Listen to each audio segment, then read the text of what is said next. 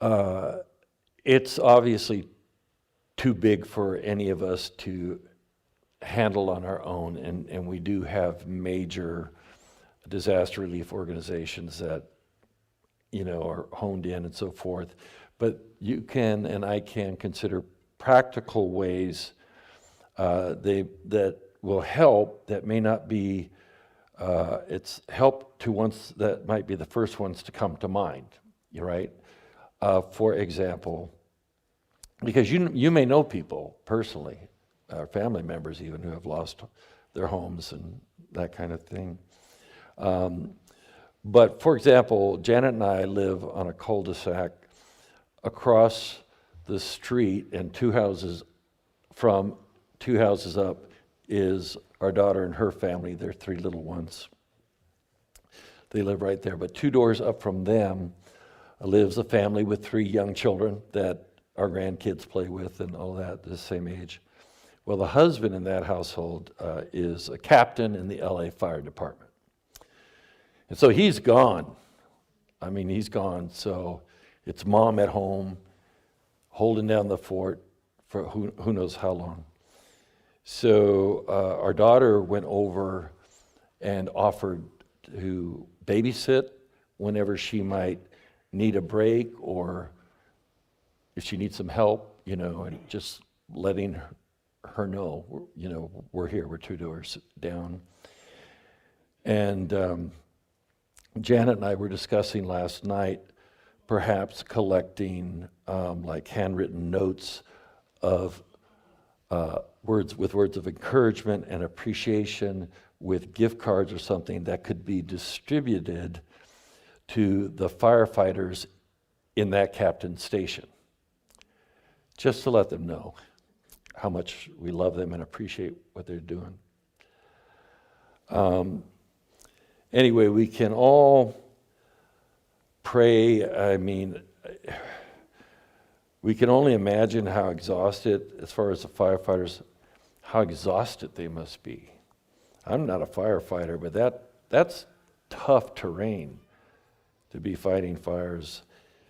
Their heroism is off the chart. And I'm sure they're missing their families while they're off risking their lives to save other families and their properties and so on. So we all should and can pray. And if the Lord gives you an idea of a practical way to help someone that is connected, just like, on our block, we've got a captain of a fire station right across the street from us. So we're trying to find ways that we can, in a practical sense, help. So be sensitive to the Holy Spirit's leading, and if He gives you something, follow through, but for sure, pray. Okay, so part 64 of our deep study dive of the Gospel according to Mark. We're entering into a whole new dimension of the Gospel of Mark. So let me briefly summarize where things are currently in the life and ministry of Jesus. Not too long ago, Jesus was up in northern Israel, and it's where Jesus conducted the majority of his ministry, way up here, all right? And so he was up here, he went into Gentile territory here, crossed back over to here. So he's been up in the northern part of Israel, connecting and while ministering, and while up there he was teaching, of course, the good news of the kingdom of God, and that in his person God's kingdom was invading this kingdom of the world. And Jesus gave evidence of that invasion by healing every manner of disease and sickness, by performing powerful miracles, by casting demonic spirits out of those who were possessed, which demonstrated that he was the promised Messiah, that God's hand was with him and in him, and that God's power is far superior to that of Satan's. While in the north, we should also note that Jesus was relatively safe from his enemies, who were predominantly located down in southern Israel in the region of Judea and concentrated in the city of Jerusalem. So down here's where the bad guys are, and specifically here in Jerusalem, and even more specifically on the Temple Mount in Jerusalem, where the great Jewish temple and the complex that went with it is located. That is also where the Sanhedrin, the council of Jewish ruling scribes and Pharisees and such, they would assemble there. That's where they're all at. Anyway, for roughly 3 of the 3.5 years that Jesus conducted his earthly ministry, he was aware, but for 3 years or so, he could kind of put out of his mind the brutal death he knew he was ultimately going to have to endure and suffer in order to pay for the sins of we humans, so that God could justly rescue us from our sins, from death, and from a very real place that Jesus himself called hell. But Jesus' earthly life and ministry now finally reached the point where he could no longer put the inevitable out of his mind. The time for his suffering and death is approaching. And so he and his 12 core disciples headed south and knowingly walked straight into the lion's den, so to speak. Now, when Jesus and the 12 arrived in Bethany, a town just 2 miles outside of Jerusalem, Jesus and the 12 connected with Jesus' friends, Lazarus and his 2 sisters, Mary and Martha, and in whose home Jesus and the disciples would be staying. So what's been happening is for 3 days now, Jesus and the 12 have been making day trips into Jerusalem. And once they were in the city gates, and they headed up to the temple complex. And there has been trouble and conflict with the Jewish religious authorities on each of these 3 days. And this brings us to today's passage, which is Mark 13, 1 through 4. It's still day 3. It's likely late in the afternoon. And in these verses, Mark tells us that as Jesus was leaving the temple, one of his disciples said to him, "Look, teacher, what massive stones, what magnificent buildings." "Do you see all these great buildings?" replied Jesus. "Not one stone here will be left on another. Every one of them will be thrown down." As Jesus was sitting on the Mount of Olives opposite the temple, Peter, James, John, and Andrew asked him privately, "Tell us, when will these things happen? And what will be the sign that they are" what? "All about to be fulfilled." Key phrase.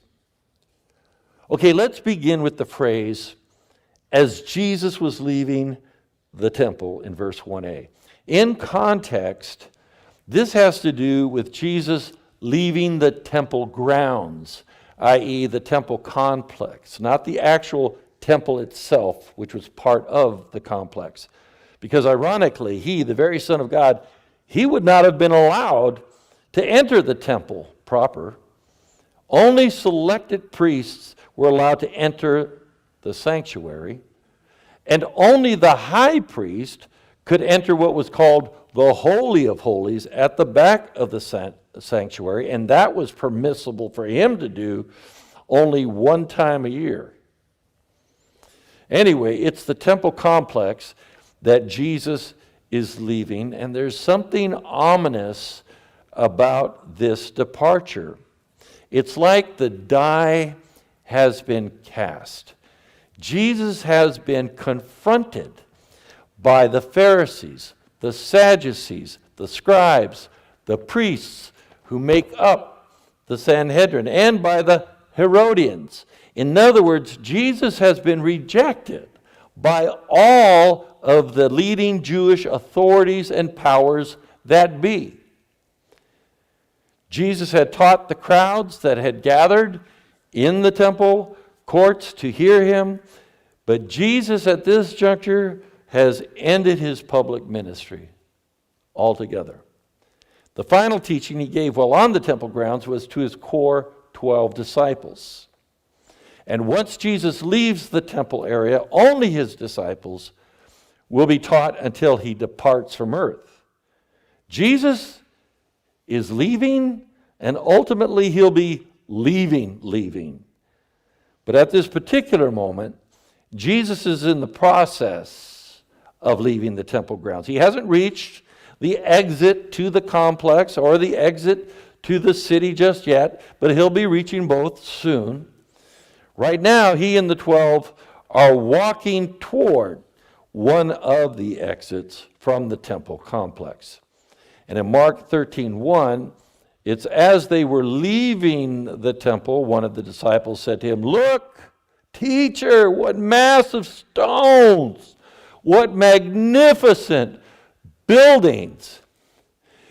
We moderns would be awestruck too if we were able to see today the Jewish temple and the buildings that made up the complex of the first century. What I'm shooting up on the screens are models of them. We know what they look like, architectural designs.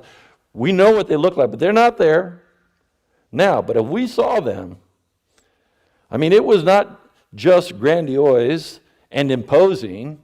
It was exquisite in design and detail and in color as well.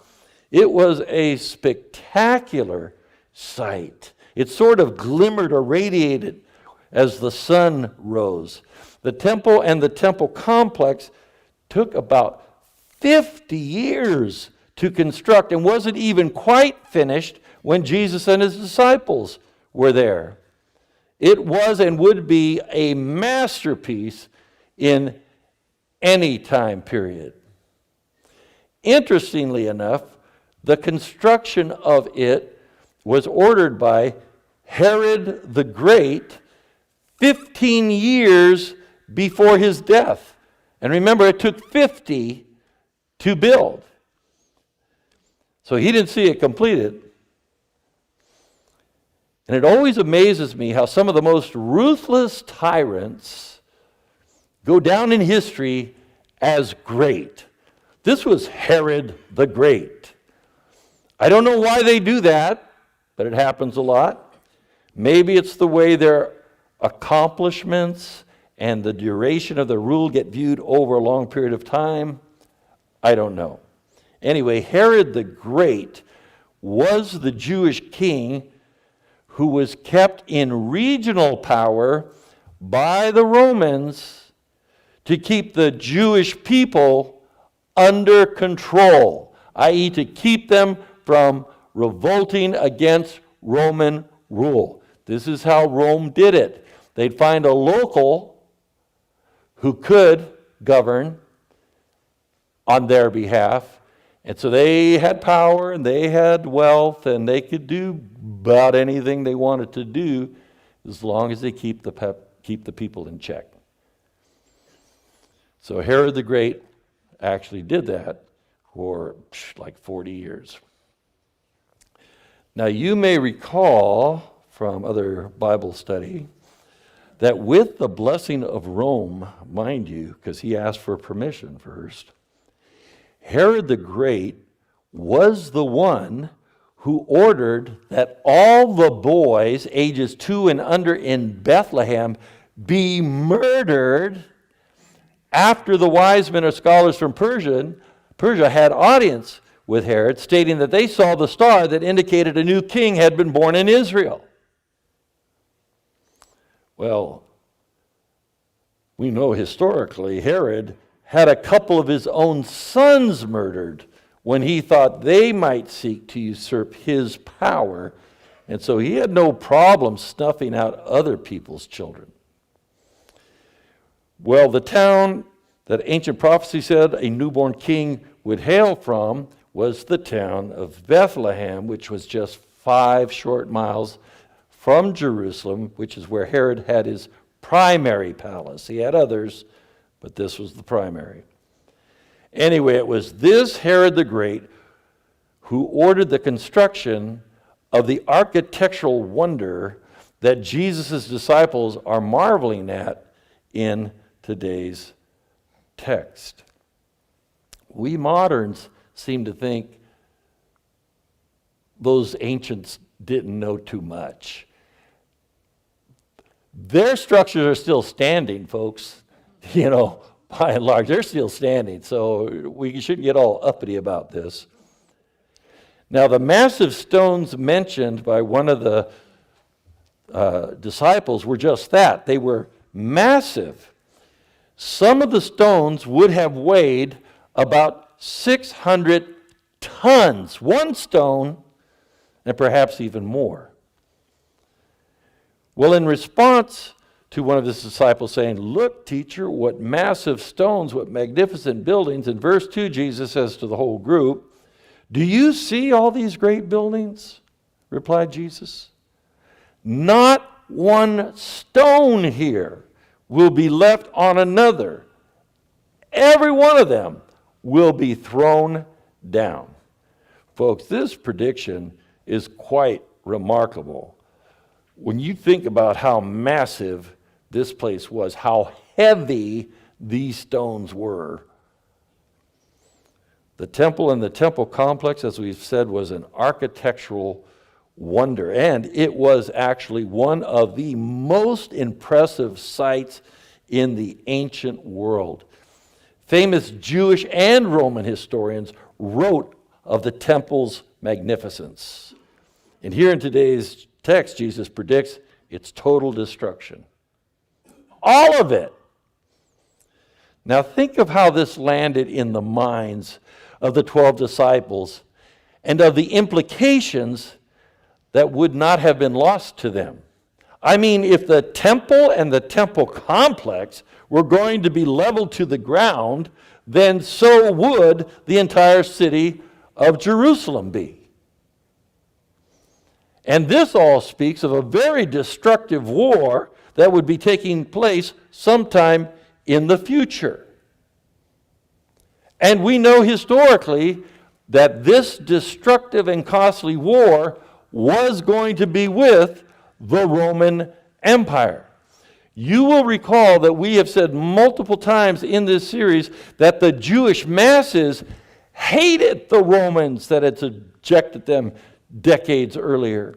So the Jewish people, you best believe, they had underground movements, resistance groups, assassins training, all of that kind of thing.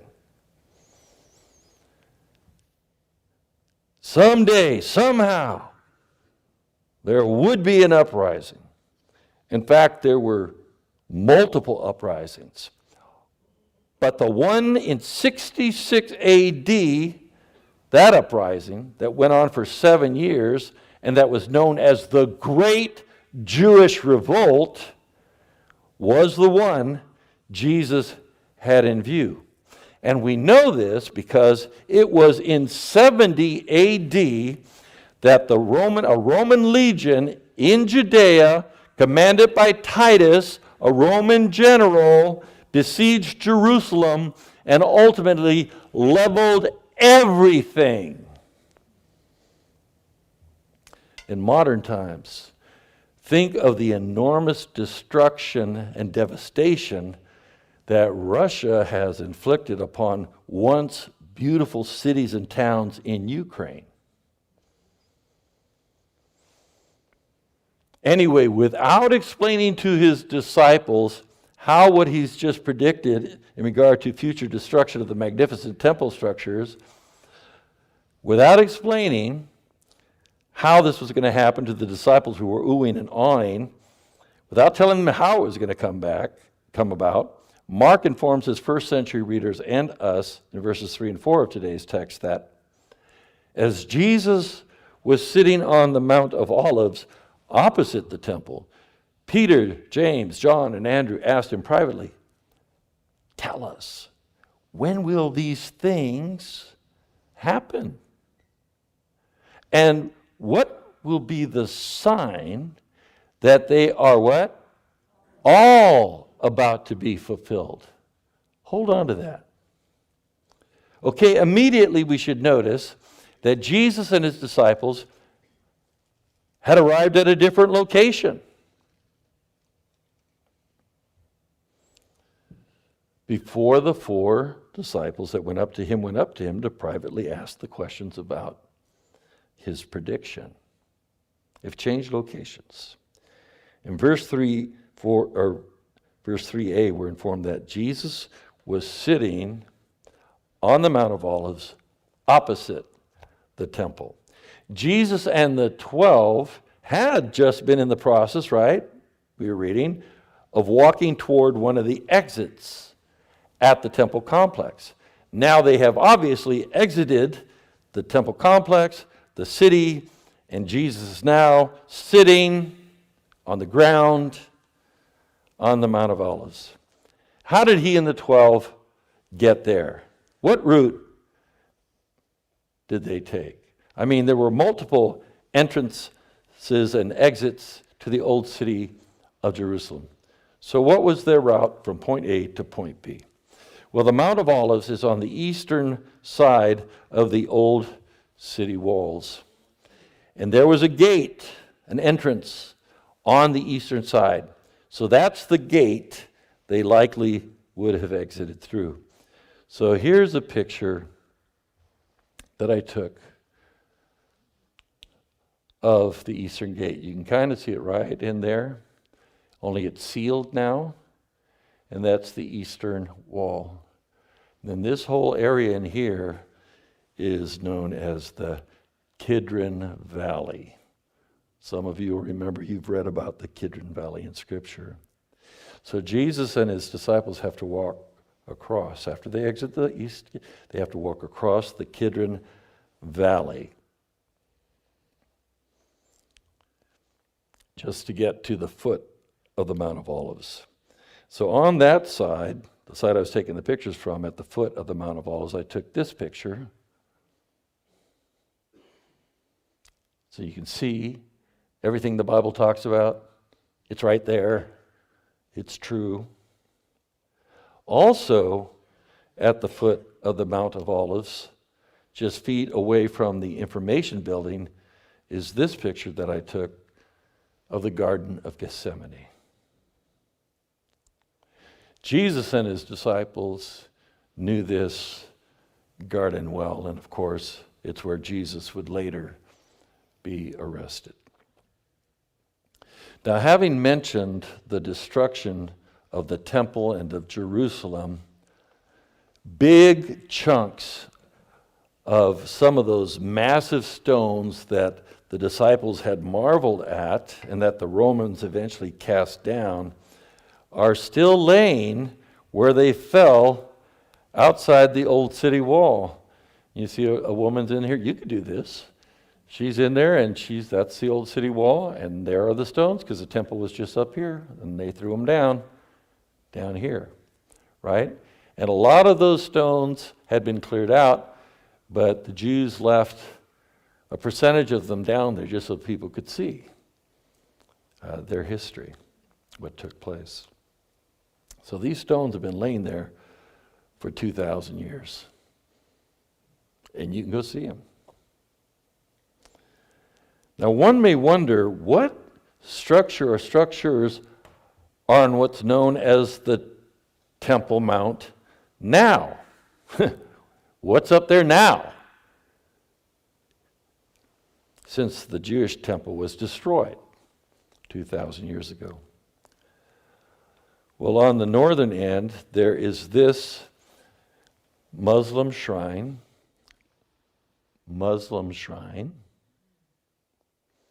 called the Dome of the Rock.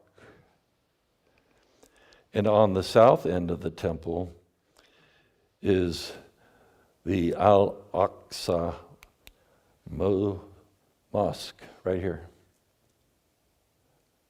This is the third holiest site in all of Islam, that mosque. And all of this area is on the Temple Mount, where the temple was, where the temple complex was. Muslim shrine, Muslim mosque. These structures are within, today, the old city walls of Jerusalem. How did that happen? How did these Muslim holy sites get built on the Temple Mount, which is the holiest site in Judaism? But Jews are not allowed to go up onto the Temple Mount to even pray, because it could spark religious conflict. And there are Israeli soldiers partway up the Temple Mount to keep Jews from coming up. You're like, what? I tell people, whenever they say, like, why don't they just get along? I say, folks, it is a very delicate situation that exists in Israel today. The dance they do, it's very, there's so many things that could cause things to erupt within. And yes, the Jews are in control of their homeland now. And yet these things exist. The Jews are in control of their homeland now, but for hundreds of years, they lived in exile. And that was after the time of Jesus. We moderns don't really understand the history. The Jews were conquered by the Muslim Rashidun Caliphate around 636 to 638 AD. Jews were not exiled at first, but eventually were exiled from their homeland. Now, there's way too much historical stuff to go through for our purposes today, but folks, just know that the Jews did not have control of their homeland for centuries. And it was during those centuries that the Islamization of the Temple Mount took place. The Muslims had control for hundreds of years. So they were building these things during that time. Folks, the Jewish people in their homeland, as you know it to be today, they did not retake their homeland until 1947 or 8. They weren't there.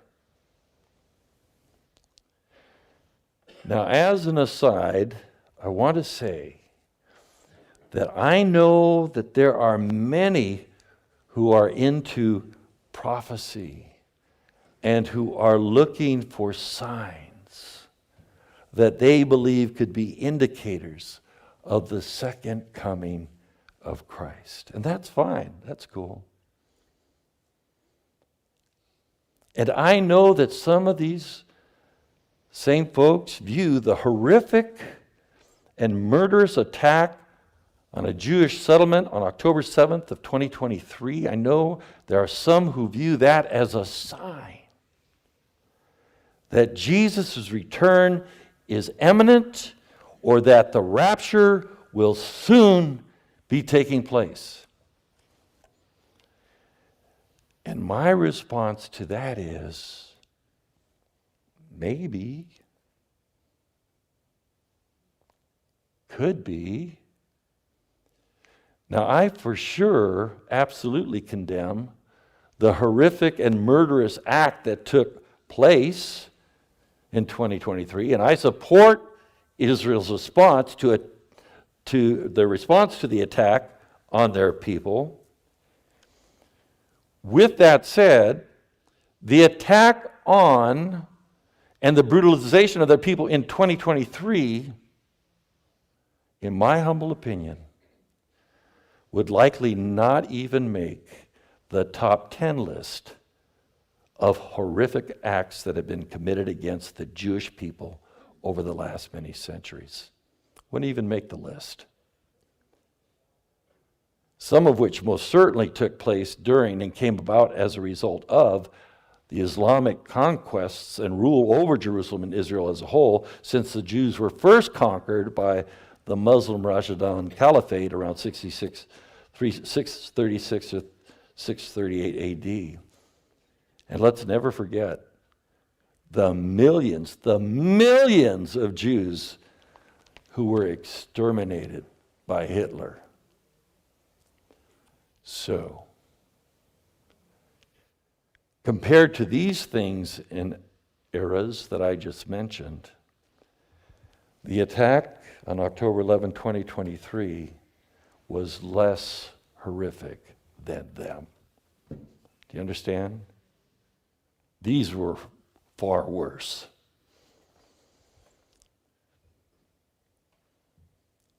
And it seems to me that those previous events would have been greater signs for those who are sign seekers. Those were greater signs that the rapture or second coming of Christ was about to happen.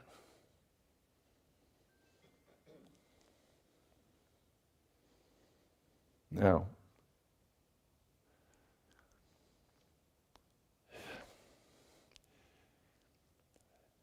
there is a lot of people who are into prophecy. I understand that. But they have got to know their history, but no one's telling them the history of all the things that's happened before this thing.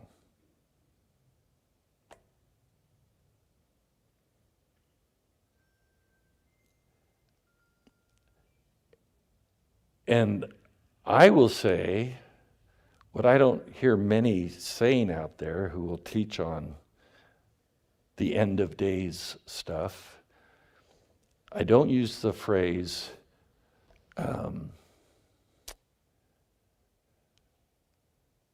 what's the word I'm looking for? The phrase I'm looking for. The end times. I don't use that phrase, the end times, because people think, and the way people talk about prophecy seem to make it sound, the end times is like, it just started. No. The end times, Jesus made clear, and the book of Acts makes clear, began 2,000 years ago. We've been in the end times for 2,000 years. So I prefer to use the word end of days. The end of days,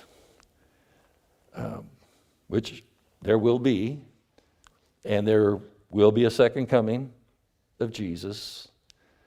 I'm ready anytime. Doesn't matter to me when he comes. I'm ready, right?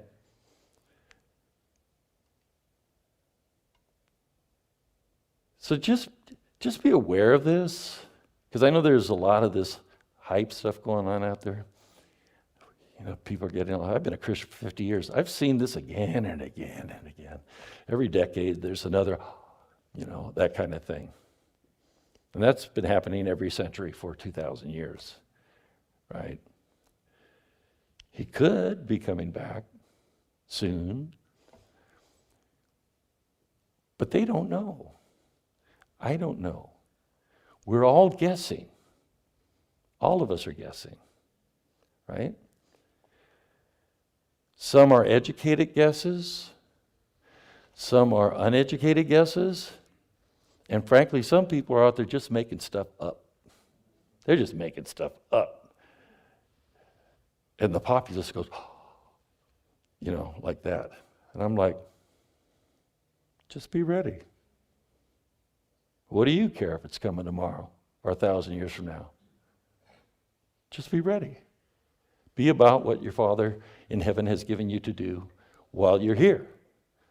That's what I'm doing. Doesn't matter to me. Today, tomorrow, after I die, he's definitely going to be coming, or I'll be coming to him. So it's going to happen one way or the other. Okay, so anyway, the previous events I mentioned, in my estimation, those were more sign-worthy of the rapture or the second coming or whatever. But whatever the case, in our study of Mark chapter 13, Jesus will personally have some things to say about signs and about the consummation, i.e., the second coming and the end of the world as we know it. Well, getting back to today's text, Jesus predicted the destruction of the temple after one of his disciples said, "Look, teacher, what massive stones, what magnificent buildings." Jesus and his disciples have exited the temple courts. They have exited the city of Jerusalem through the eastern gate. They crossed the Kidron Valley. They're now atop the Mount of Olives. And to get there, they have taken the route that they've been taking the past 3 days to get from Bethany to that's where Jesus and the disciples were staying, remember, with Lazarus staying. So they were taking that route to get to Jerusalem, and they're back on that route to get back to Bethany to where they're staying. So back and forth from Jerusalem. They're taking the same route. The difference is, on this particular trek back to Bethany, the third trek, when Jesus gets atop the Mount of Olives, before continuing on to Lazarus' place, Jesus finds somewhere to sit on the top of the Mount of Olives. So he's sitting in the dirt, or he's sitting in some grass or something.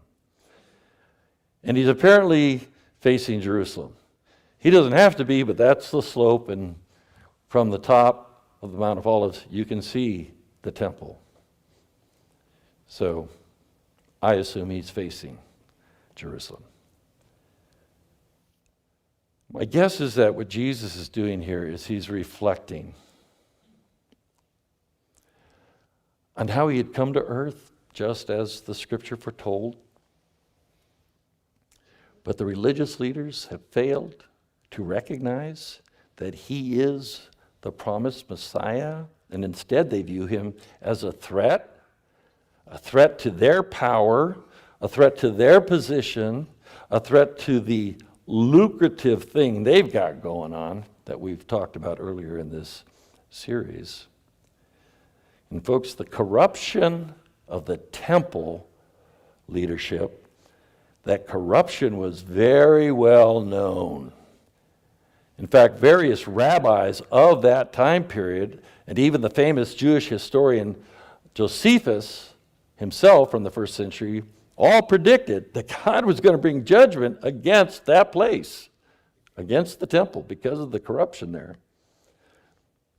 And Jesus, just a little earlier on this particular day, confirmed that that would be the case. That was going to happen. The religious leaders rejected him. Their hearts were hard. Their greed was great. They had no intentions of being a light to the Gentiles as God wanted them to be, and they were not fulfilling God's purposes for the temple overall. So judgment is going to come, and it's predicted by Jesus himself. Not one stone will be left on another.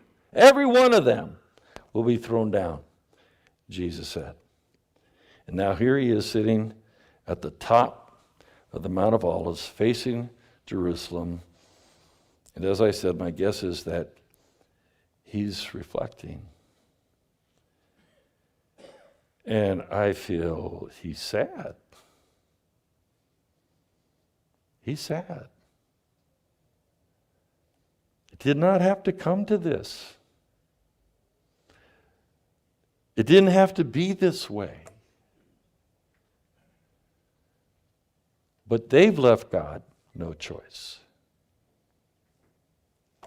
Judgment had to be passed. My heart feels heavy for what Jesus was going through in that moment. Even as it's heavy for the folks who are suffering the fires. He's just, this is not what he wanted. Anyway, it's while Jesus is sitting and reflecting on all this that Mark tells us in verse 3b and verse 4 that Peter, James, John, and Andrew asked him privately, "Tell us, when will these things happen? And what will be the sign that they are what? All about to be fulfilled?" It's interesting to me that Jesus throws in, or Mark throws in that word. It's like the disciples were talking about two different things. We'll get to that. Now, you may recall that Peter and Andrew are brothers. James and John are brothers. These two sets of brothers had been fishermen. When Jesus was about to fully launch his ministry, he walked along the shoreline, remember, of the Sea of Galilee and came upon these two sets of brothers, first Peter and Andrew and then James and John, and he called both sets of brothers to come and follow him. They were the first four of his disciples. He was going to make them fishers of men. They left their nets and followed Jesus. That was the beginning. The questions they are asking in today's text have to do with the future. And it appears with the consummation, i.e., with the end of time as we know it as well. In verse 4a, the first question that the two sets of brothers ask Jesus is, "Tell us when will these things happen?" The phrase "these things" clearly have to do with what Jesus just predicted about the destruction of the temple, and by implication, the destruction of Jerusalem. But the second question in verse 4b seems to expand, at least to me, it seems to expand on the first question. See if you can pick up on that. The second question, the brothers ask, "And what will be the sign, what will the sign be that they are all to be fulfilled?" So here, the two sets of brothers are asking concerning futuristic events. What will be the sign that they are all about to be fulfilled? What does this addition of the word all encompass? Well, as the best I can determine, to the Jews, the destruction of the temple, the destruction of Jerusalem, the end of days, and the coming age would all have been intrinsically connected. And it is highly likely that the Jews of the first century would have assumed that these futuristic events would have happened back to back to back to back, i.e. with no time lapse, no real time lapse in between.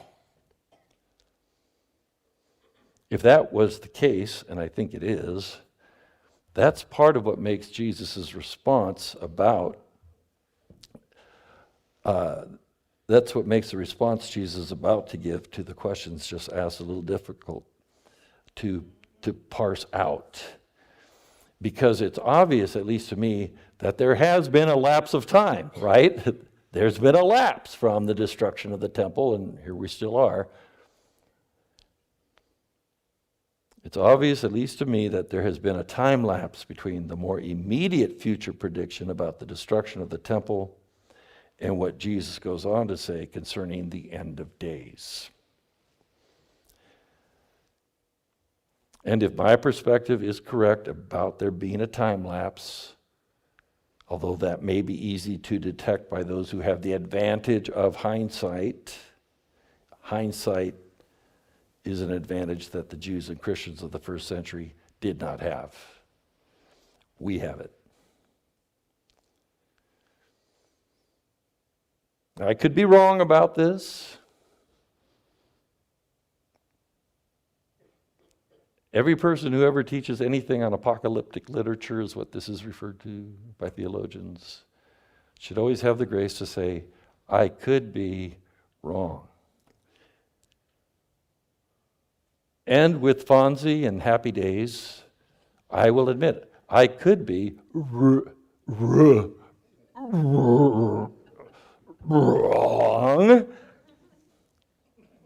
but I doubt it. Anyway, so next week, remember, we're going to try to parse out what was futuristic, like from where the disciples were to 70 AD, and what was futuristic in the sense of end of days, which we're still moving toward in chapter 13 of the Gospel according to Mark. So next week, we're going to begin to unpack Jesus' response to the questions posed by Peter, Andrew, James, and John. And we'll do our very best to parse out what pertains to Jesus' prediction concerning the destruction of the temple